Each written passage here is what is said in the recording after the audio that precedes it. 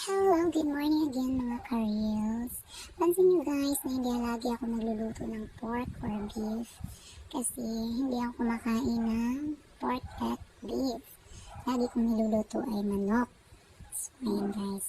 So, ngayon ay adobo ulit. Pero, meron siyang pinya. Nilagyan ko ng pinya ang adobong manok. So, ayan guys.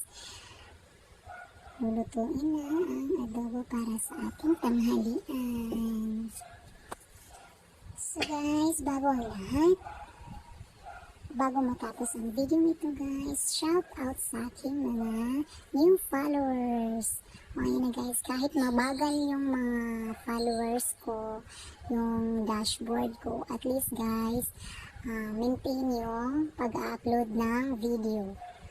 So ayun guys, malapit na maluto ang ating adobo. So shout out guys and hello everyone sa aking mga followers na nagla-like and share or kung hindi man nagsishare, nag-heart sa aking video. So na-appreciate ko yun guys. So ayan na po ang ating adobo na may pinya. Masarap po yan guys. Pwede niyong gayahin. Mukha. So, ayan guys, papakuluan lang natin para